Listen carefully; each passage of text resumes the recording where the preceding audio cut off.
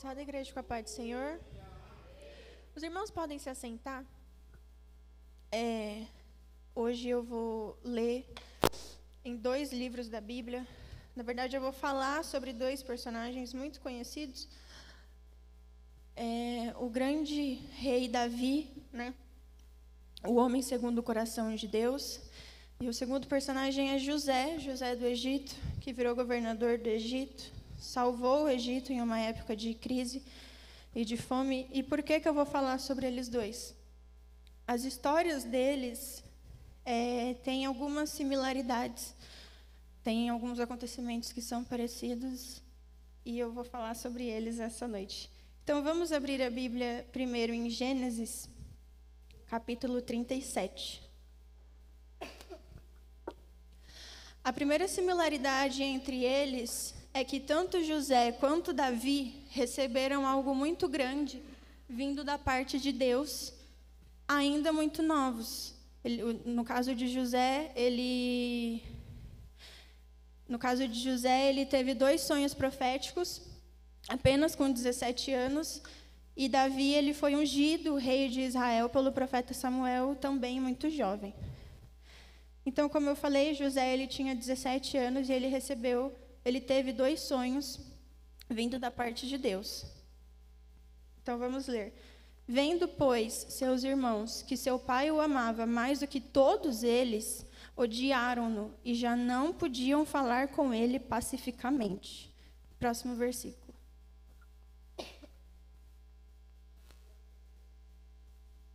José teve um sonho e contou aos seus irmãos, por isso o odiaram ainda mais.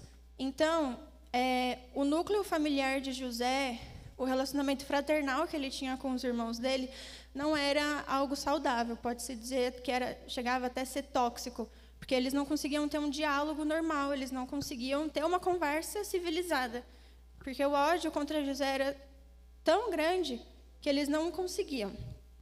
E aí José teve esses 2 sonhos, vindo da parte de Deus, e ele contou esses 2 sonhos. Para quem não sabe, o primeiro sonho que José teve foi que ele estava no campo com os irmãos dele, e os feixes de trigo dos irmãos dele começaram a rodar e a se curvar para José. José era o mais novo de 12 irmãos, e ele tinha só 17 anos. E o segundo sonho já envolvia o pai e a mãe deles, no caso, o pai representado pelo sol, a lua representando a mãe, e 11 estrelas, do mesmo jeito, se curvavam diante de José, e José contou esse sonho para os irmãos dele. E eles ficaram com mais ódio ainda de José, tanto que mais para frente a gente vai ver o que deu, o que aconteceu. E a primeira lição que eu quero trazer é que, às vezes, nós vamos passar por situações, Deus vai falar com a gente para servir de testemunho, para edificar a vida de outras pessoas, de outros jovens, de outros adolescentes. Mas existem coisas que Deus vai falar com você, jovem, com você, adolescente, que não é para você contar para ninguém, que é para você guardar. Porque se José não tivesse contado os sonhos que ele teve, ele teria evitado um grande problema que vai ser, ele vai ser vendido pelos irmãos.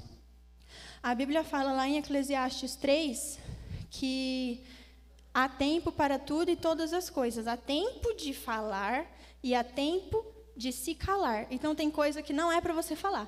Não é para você falar para pai, não é para você falar para mãe. Não. Deus falou com você, respondeu a sua oração. Ótimo, guarda para você. Ai, recebi uma promessa, recebi uma profecia. Ótimo, guarda para você. Não é para você falar. Porque a questão de José foi a falta de maturidade dos irmãos dele. O pai deles, nesse mesmo texto, vai falar que ele repreendeu José, porque no sonho ele se curvava para José e ele era o pai dele, então ele repreendeu José nesse aspecto, mas ele guardou as palavras de José no coração. Os irmãos dele, não. Então, às vezes, você vai contar alguma coisa para alguém, a pessoa vai desmotivar você, falando, não, você não vai conseguir, não vai dar certo, isso vai atrasar. Ou, pior ainda, ela vai fazer a mesma coisa que os irmãos de José fizeram. Vão armar alguma coisa para você não conseguir realmente. Então, guarda para você. Evita. Existe coisa que não é para você falar para as pessoas. Dá meu papel. Agora nós vamos para o segundo personagem, que é Davi. Vamos abrir em 1 Samuel 16. Então, assim como José, Davi ele também recebeu algo grande vindo da parte de Deus, com pouca idade. A Bíblia não fala exatamente quantos anos Davi tinha, quando ele foi consagrado rei, como fala com José, mas alguns estudiosos dizem que ele tinha por volta dos 14 a 16 anos. Então, é uma responsabilidade muito grande. E Davi foi consagrado rei com essa idade. Capítulo 16, versículo 13.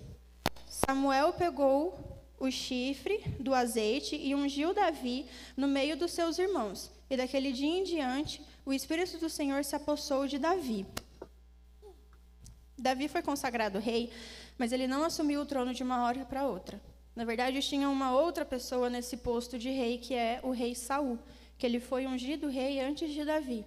Só que a Bíblia diz que o Espírito de Deus se afastou de Saul.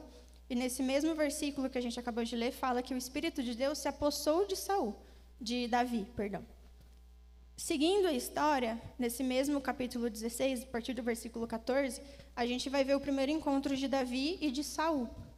Saul, o Espírito de Deus tinha se afastado de Saul, e um espírito maligno enviado por Deus vinha atormentar Saul.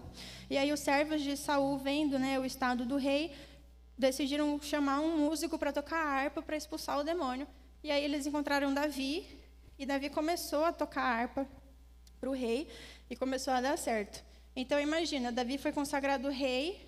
A Bíblia não fala quanto tempo passou desse episódio da consagração, ungido, dele ser ungido, até o momento dele entrar no palácio, mas não deve ter levado muito tempo.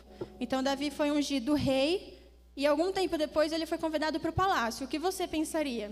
Nossa, vou virar rei daqui a pouco. Nossa, é Deus que está preparando isso para mim. Pode até ser, mas vamos tomar cuidado, porque Deus não entrega tudo de bandeja. Deus ele não entrega as coisas assim, porque Ele não é nosso mordomo.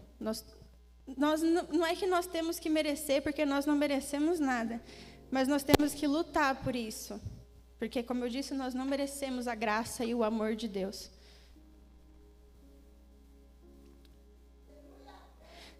Seguindo, capítulo 17 de 1 Samuel, é o episódio de Davi e Golias. Todo mundo sabe o que acontece, Como eu falei, Davi não tinha idade suficiente para ir para a guerra, porque ele era muito jovem. Então, o pai deles, Jessé, manda Davi ir até o campo de batalha e levar comida para os irmãos dele que estavam lá. Davi chega, vê Golias blasfemando contra Deus, falando do povo de Israel. E ele chega para Saul e fala: eu vou lutar contra esse filisteu. E todo mundo não acredita em Davi, porque Davi, como eu falei, ele era um adolescente. Então, um adolescente, ele não está com um corpo 100% formado. Davi é um adolescente, assim, pequenininho, baixinho. E então, as pessoas olharam para ele e falaram: você não vai conseguir lutar contra esse gigante. Só que no capítulo 17, versículo 34 ao 36, diz: Davi respondeu: este seu servo apacentava as ovelhas de seu pai. Quando vinha um leão e um urso e levava um cordeiro do rebanho, eu saía atrás dele, batia nele e livrava o cordeiro da sua boca. Se ele se levantasse contra mim, eu o agarrava pela barba e o golpeava até matá-lo.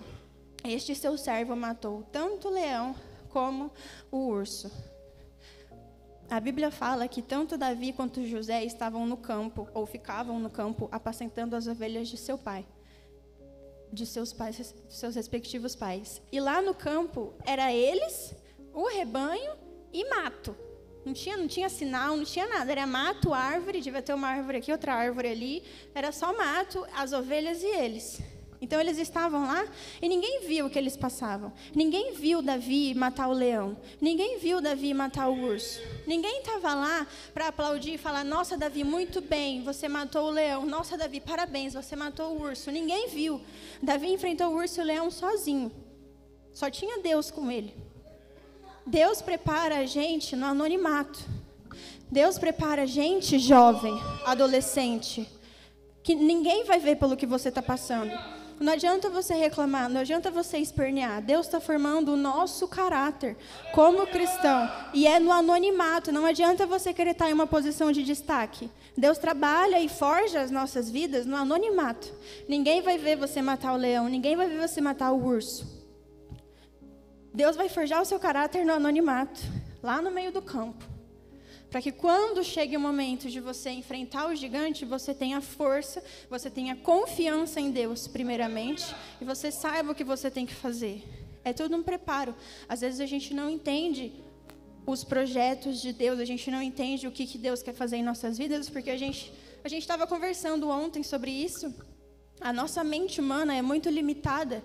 Nós não conseguimos e não vamos conseguir entender Deus. Deus, a pessoa Deus. Nós somos muito limitados. Então, Deus prepara a gente no anonimato. Vamos voltar agora para José, no livro de Gênesis, versículo 39. Então, como eu falei, José ele foi vendido, ele contou o sonho para os irmãos dele armaram uma emboscada e acabaram vendendo ele para uma caravana que estava passando. E aí José foi parar no Egito, e ele foi comprado no Egito como um escravo. José foi comprado como um escravo qualquer, um serviçal. Quem comprou ele foi o general da guarda de Faraó, Potifar. Potifar comprou José como um escravo qualquer e colocou José para trabalhar na casa dele. Só que Potifar começou a reparar em José, porque Potifar começou a ver que tudo que José fazia estava certo. Tudo que José encabeçava ia para frente. Tudo que José pegava, conseguia, dava certo. E Potifar, não sendo inteligente, né, ele não foi burro, colocou José para administrar a casa dele. Olha só, versículo 3. Potifar viu que o Senhor estava com José e que tudo que ele fazia, o Senhor prosperava em suas mãos. Versículo 6. Potifar confiou tudo o que tinha às mãos de José, de maneira que não se preocupava com nada, a não ser com o pão que comia. Então José saiu de uma posição de servo, uma posição anônima, que ninguém reparava nele, ele era só mais um, e saiu para uma posição de destaque, onde ele era o mordomo da casa de uma pessoa importante. Potifar era o general da guarda de Faraó. Ele era uma pessoa importante, ele tinha dinheiro. E José começou a administrar essa casa, esse lar, as riquezas desse homem, ao ponto de Potifar não se preocupar com nada. Potifar só ia para casa comer. Ele não se preocupava com nada. Só que olha o problema da gente querer sair do anonimato, da gente querer destaque. As lutas vêm, as dificuldades vêm. E tanto José quanto Davi vão passar por isso. Eles vão sair do anonimato, vão sair de um lugar onde eles eram só mais um e vão para uma posição de destaque. Só que não é só glamour, vem as dificuldades. Continuando o versículo 6, terminando o versículo 6, José tinha uma boa aparência e um belo porte. No versículo 7, assim, depois de algum tempo, a mulher de Potifar pôs os olhos em José e lhe disse: venha para a cama comigo. No versículo 10, ela falava com José todos os dias, mas ele não lhe dava ouvidos, recusando-se a ir para a cama com ela e a ficar perto dela. José evitava encontrar a mulher de Potifar, porque todos os dias ela fazia essa proposta para ele. E convenhamos, a mulher de Potifar não devia ser qualquer uma, não. Ela devia ser um mulherão. Mulher de um general, um homem rico, um homem influente, ela devia estar à altura. Ela devia ser uma mulher bonita. Chamando um menino, um moço, jovem, para ir para a cama com ela, José evitava encontrar ela. Porque ele sabia que se ele tivesse aqui, ó, na beira, não, que isso? Não vou, sai daqui, sua louca. Para ele cair, ele fica brincando com o pecado, para ele cair, é um vento bater aqui nas costas dele, ele nem vê que ele caiu. Ele evitava. Se você tem problemas com bebida, problema com álcool, problema com droga, problema com cigarro, pod, vape, que agora tem uma variedade. Por que que você vai em um lugar que você sabe que vai ter essas coisas? Se você tem problema com bebida, por que que você vai em uma festa que você sabe que vai ter isso? Por que que se você tem problema com drogas, com cigarro, por que que você fica perto de pessoas? Por que que você sai com pessoas que usam isso, que vão te oferecer? Você está achando que você é o quê? O Superman? Você está achando que você é forte? Você não é forte. Porque se nós fôssemos fortes, a Bíblia não diria, aquele que esteja em pé, cuidado para que não caia. Se você tem problema de moralidade sexual no seu relacionamento, no seu namoro, fica de mãozinha boba. Vocês sabem que mão boba é pecado, né? Todo mundo aqui sabe o que é mãozinha boba. Onde você fica colocando a mão quando está só você e sua namorada no quarto? Onde você, garota, coloca a mão quando está só você e seu namorado na sala? Chupão no pescoço. Imoralidade sexual, pecado. Ai, mas a gente não teve relação. Não interessa, é pecado. Se você tem esse problema, se você tem essa falha, porque todos nós temos a nossa dificuldade, se você sabe que você tem essa dificuldade, por que que vocês ficam sozinhos no quarto de porta fechada? Por que que sai só vocês dois? Evita, evita. Nós não somos de ferro, nós temos que evitar. Assim como José evitava a mulher de Potifar, porque ele sabia que se ele desse brecha, ele ia cair e ele não ia nem ver. Continuando aqui, ele recusava as investidas da mulher de Potifar todos os dias. Só que teve um fatídico dia que não tinha ninguém na casa, só tinha ele e ela avançou em cima dele, arrastando ele, puxando ele para ir para a cama com ela, e ele fugiu, não olhou para trás, falou, sai daqui, deixou até a roupa dele para trás. Saiu correndo sem nem olhar para trás. A mulher de Potifar, né, não sendo burra, ela acusou José de ter tentado algo com ela, ter forçado ela, e Potifar, acreditando na sua esposa, mandou José para a prisão. Ele mandou ela para a prisão, só deixa eu ver se a gente vai continuar. Não, nós vamos para Davi agora. Segura que depois a gente volta em José. Agora nós vamos em 1 Samuel, capítulo 18. Como eu falei, Davi, ele foi para o palácio, ele derrotou Golias, ele venceu a guerra. E aí Saul pediu para Jessé, o pai de Davi, para que Davi ficasse com ele no palácio. Jessé obviamente deixou, e a partir daí Davi começou a ficar com Jessé. Davi passou a ficar com Saul no palácio. E Saul começou a mandar Davi para as guerras, para as batalhas, e Davi começou a ganhar. E as pessoas começaram a reparar nele, começaram a fazer canções com o nome dele. Davi saiu de um lugar anônimo para o lugar de destaque. Começou a ganhar fama, começou a ganhar popularidade, o povo gostava dele, as pessoas gostavam dele, começaram a criar canções com o nome dele. Só que sabe o que gerou? Inveja. Inveja em Saul. Começou a crescer uma inveja tão grande em Saul, e um medo de que Davi pudesse matá-lo e assumir o trono, que olha só o que aconteceu no versículo 10, do capítulo 18. No dia seguinte, eles tinham voltado de uma batalha, e Saul ouviu as canções que estavam fazendo com o nome de Davi, querendo dizer que Davi era melhor que Saul. No dia seguinte, um espírito mau, vindo da parte de Deus, se apossou de Saul, que teve uma crise de raiva em sua casa. Davi, como nos outros dias, dedilhava a harpa. Saul, porém, tinha na mão uma lança, que ele atirou pensando assim: encravarei Davi na parede. Porém, Davi se desviou dele por 2 vezes. Ou seja, só nesse episódio, Saul tentou matar Davi 2 vezes. E o coitado teve que continuar tocando a harpa. Depois disso, a história de Davi e Saul tem muitos episódios. Se vocês quiserem saber mais, venham na EBD, que tanto dos jovens quanto dos adolescentes, nós estamos aprendendo sobre Davi e Saul, a relação deles, então venham para a EBD. E aí teve vários episódios, e 2 desses episódios, Davi tinha Saul na mão dele. Davi podia ter matado Saul há muito tempo atrás. E só tinha benefício dele matar Saul. Ele, matando Saul, ele ia assumir o trono, as pessoas gostavam dele, o povo gostava dele, ele tinha popularidade, e ele tinha sido ungido a rei por Deus. Só que Davi tinha consciência de que o mesmo Deus que ungiu ele para ser rei, foi o mesmo Deus que ungiu Saul para ser rei. Então Davi sabia que ele não podia tocar na vida de Saul, porque quem deixou Saul lá foi Deus. Quem é Davi para tirar a vida de Saul? Ninguém. E ele sabia disso.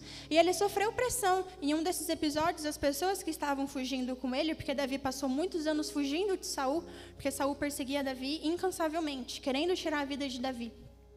Essas pessoas que estavam com Davi, em um desses episódios, falou: mata ele logo, acaba com esse sofrimento, acaba com essa perseguição. A gente tem que ficar saindo de cidade em cidade, sair correndo, tem que ficar sempre preocupado se ele vai atacar, se ele sabe onde a gente está. Davi falou: eu não vou matar.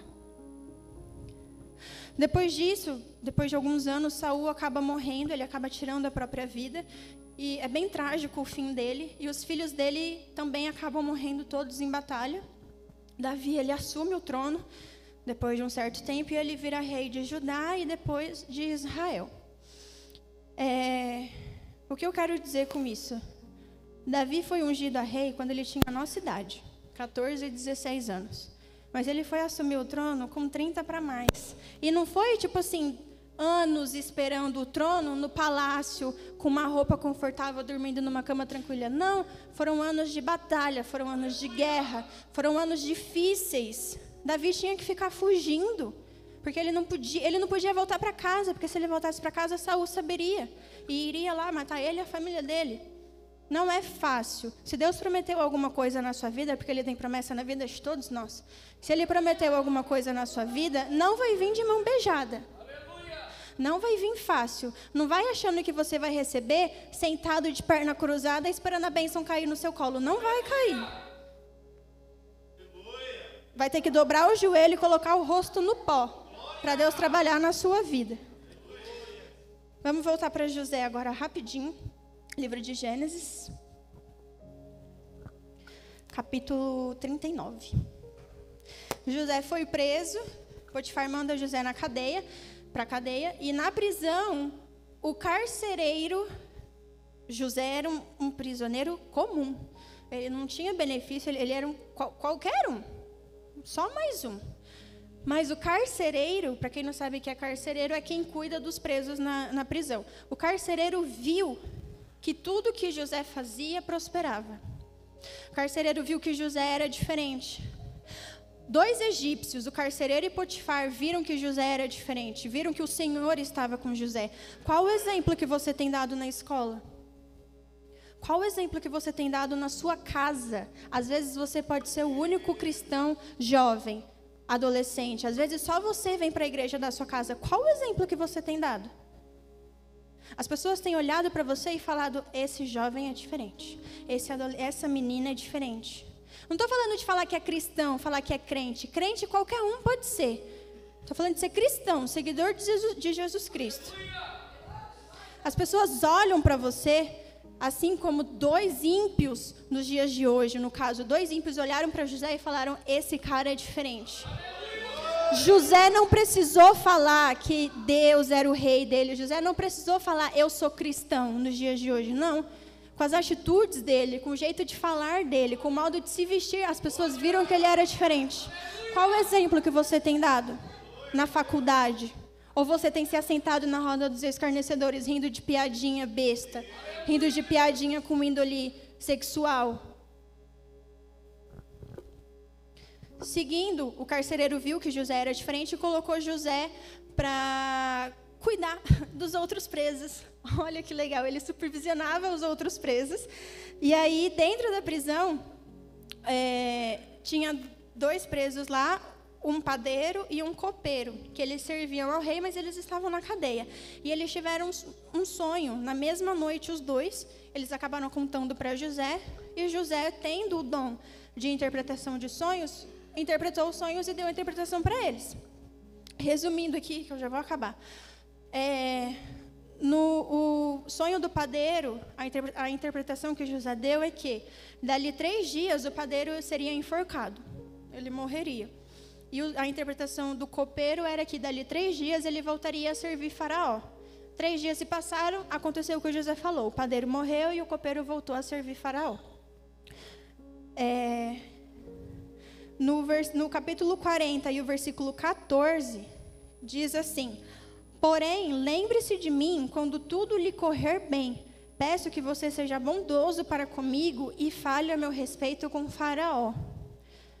Gente, não confia no homem, não. E quando eu digo homem, é ser humano. Não confia no ser humano, não, que o ser humano é falho. José falou para o copeiro, falou: olha, você vai voltar? Fala bem de mim para Faraó, fala que eu fui preso injustamente. Versículo 23. Porém, o copeiro-chefe não se lembrou de José, esqueceu-se dele. Esqueceu de José. Capítulo 41, versículo 1. Passados 2 anos completos, Faraó teve um sonho. Ou seja, o copeiro saiu da prisão, esqueceu de José. José ficou lá abandonado 2 anos na prisão. 2 anos se passaram, Faraó teve um sonho. Na verdade, ele teve 2. Ele dormiu e teve outro sonho. E aí ele acordou, querendo saber o que significava aquele sonho. Ele chamou os magos, os adivinhos do Egito, só que ninguém soube interpretar. E aí o copeiro lembrou de José, contou o que aconteceu na prisão, que ele teve um sonho, o padeiro teve um sonho, tinha um moço lá, deu a interpretação dos sonhos e aconteceu o que ele tinha dito. Faraó manda chamar José, e aí José vem, Faraó conta os sonhos dele. E a interpretação de José, resumidamente, é que o Egito passaria por 7 anos de muita bonança, muita fartura, muita água, muita comida, muito tudo. Tudo ótimo. Só que acabados esses 7 anos de fartura, viriam 7 anos de miséria, viriam 7 anos de escassez.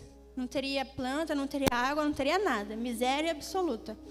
Faraó, José já estava ali, Faraó pergunta para ele: o que você acha que eu devo fazer? Aí José vai lá e fala: olha, pegue alguns administradores, fala para eles administrarem a comida que chega, né, nos 7 anos de muita bonança, de muita fartura, para que nos 7 anos ruins tenha comida o suficiente. Faraó gostou do conselho de José e colocou José para administrar tudo isso. José virou governador do Egito. José salvou o Egito, e não só o Egito, como as outras nações em volta do Egito, na época dos 7 anos de muita fome, inclusive a família dele, mas isso aí fica para depois. Depois vocês leem lá. Até José chegar a esse cargo de governador, onde só Faraó estava acima dele, então era José, Faraó, todo o resto. José, ele chegou num nível quase de um rei, praticamente, quase de Davi. Só que também não foi fácil. Também não chegou de mão beijada para ele. Ele foi vendido como escravo. Ele trabalhou em um lugar distante da casa dele, onde ele não conhecia ninguém, como escravo. Depois ele subiu, mas ele caiu de novo. Ele foi preso, ficou 2 anos, pelo menos 2 anos na prisão, preso injustamente. Ele ficou sofrendo assédio por algum tempo da mulher de Potifar. Não foi fácil. Só que lá atrás, enquanto ele e Davi estavam apacentando as ovelhas de seus pais, lá no anonimato, ninguém estava vendo. Vinha urso, vinha leão, vinha lobo, vinha coiote. Ninguém via. Deus estava preparando eles. Deus estava forjando o caráter deles.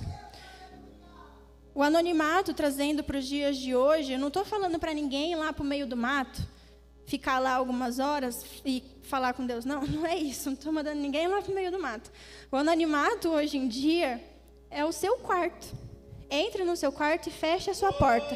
Esse é o anonimato. É aí que Deus vai trabalhar no seu caráter. É aí que Deus vai trabalhar na sua fé. É aí que Deus vai trabalhar na sua libertação de pecado, libertação de álcool, libertação de bebida. É no anonimato, é de joelho dobrado e rosto no pó que Deus vai trabalhar na sua vida. Esse é o anonimato. Não queira não passar pelo anonimato, porque o anonimato, gente, é bênção. O anonimato está fácil ainda. Difícil é você sair do anonimato, entrar em um local de destaque e as pessoas começarem a vir em guerra, começarem a vir em peleja, começarem a vir os gigantes. Se você não passou pelo anonimato, se você não enfrentou o urso e o leão, o gigante vai chegar, você vai fazer o quê? Vai orar para Deus? Você não quis passar pelo anonimato? Você não quis dobrar o joelho de madrugada? Você não quis fazer um jejum? Você não quis se consagrar? Você não quis vir para EBD? Você não quis ir para o monte, abdicar do seu conforto, abdicar do seu tempo? Aí quando as coisas ficam difíceis, é muito fácil vir para a igreja e pedir para Deus te ajudar, pedir para Deus te libertar. Quem é seguidor de Jesus Cristo, Jesus falou assim: negue-se a si mesmo, tome a sua cruz e siga-me. Vocês sabem o que é negar a si mesmo? Negar a si mesmo é negar as suas vontades. Vocês acham que ontem, de noite, sexta-feira à noite, eu queria ir para o monte? Para o vale?